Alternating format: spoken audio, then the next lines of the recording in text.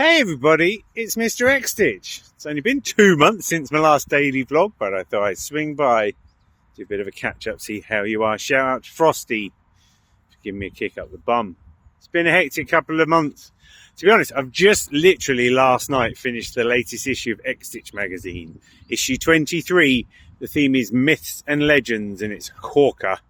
It's one of those ones where I'm really proud of the fact that we have this like international collection of designers, because each of the designers has created a pattern that reflects a myth from the land that they come from. So we've got French, Spanish, Polish, Cypriot, Russian, Canadian, American, Moldovan designs as well.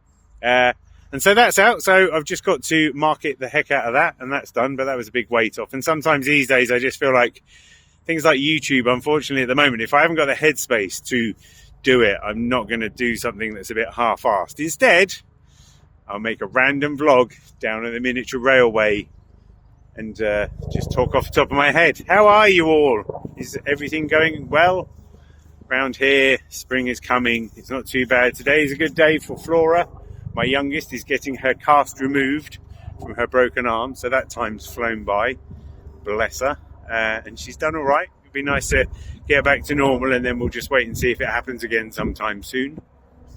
What else is happening? I've been on this email marketing course, which is nearly ended, which is again has taken up a lot of headspace, but hopefully soon I will have an exciting range of email processes for people to go through, which will encourage them to take out the new, soon-to-be price hiked subscription for XStitch magazine. I've been giving that a lot of thought, and I'm reconfiguring my core magazine offer so that when people subscribe, instead of getting the 4 latest issues, you'll be able to get a choice. You'll get the latest issue and you'll be able to choose 2 back issues each quarter, because we've got some cracking themed issues, but for a lot of people they can't get them. You know, your subscription at the moment just gives you the last 4 issues, whereas if you're into noir, for the sake of example, you have to buy it separately, and that doesn't seem right.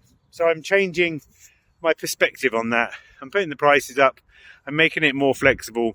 And I listened recently to a book called $100 Million Offer by a guy called Alex Hormozy, and basically it made me realize that my magazine is in a market of one, because you can't compare XStitch to the other cross-stitch magazines, because they just don't do the same thing.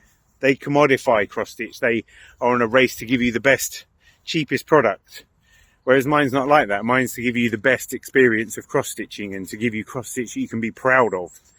Because that's one of the things I've realised is we compromise a lot in the world of cross-stitch. You have to, you know, you have to do cross-stitches that you don't want to shout about because they're not quite the patterns that are right for you. I felt this a lot when I was starting out. And I think a lot of people, you know, if you look at the current magazine offerings, it's the same stuff as it's always been. And we live in a different world now. So I don't feel like a rabbit pushing a wheelbarrow is the sort of thing you're going to celebrate. Whereas if you're going to spend the hours making a cross stitch, it needs to be the best. You need to be able to tell everybody to celebrate that shit because you've made something amazing and everybody should know about it. And XStitch is literally the only magazine that will offer that to you. So, yeah, that was a good realisation. And I listened to that book on the way down to Surrey last week, where I did 2 in real life cross-stitch workshops. Amazing. You wait 3 years for a cross-stitch workshop and 2 come across at once. And that was great. I took part in the Farnham Literary Festival, which I have to talk about using this voice here. And I did a presentation called The Needle Has a Point, which I'll be doing online soon. And I did a workshop with Farnham Potteries, which is a fantastic venue down in Farnham. It's a working pottery, and it's a lovely place, really like it. And then the next day I did one with a charity called Creative Response. So I was working with people who've got additional needs, mental health issues and those sorts of things. And again, that was great because it's just one of those times when cross-stitch really crosses boundaries, if you know what I mean. Like, it doesn't matter who you are or where you're at. If you've got the ability to do cross-stitch, it can have quite profound effects. And so we had a lovely time with that. It was great fun getting to chat all around the houses with people. And I forgot how much I love teaching cross-stitch. Because the great thing about teaching cross-stitch is it takes like 3 minutes to... 3 minutes? It takes about 10 minutes to teach someone how to cross-stitch. And then the rest of the time you're just tweaking things or chatting nonsense. And as you will be aware, I'm not bad at doing that. So So that's been great. It's been good to get out and about. Hopefully some more will come from that. And yeah, you know, now I feel I've got the tiniest bit of headspace because the latest issue of the magazine's done, which is why I'm talking to you. Now I've just got 10 million other things to do. So you'll probably hear from me again in another month or so. But I love you, listeners. I love you, readers. You're not listeners or readers. Viewers. I love you guys, whoever you are. Let me know in the comments what you're up to. Don't forget, hop on the link to subscribe to the magazine before the prices go up. Smart move there. And yeah, I'll speak to you soon. So for now, happy stitching, everyone.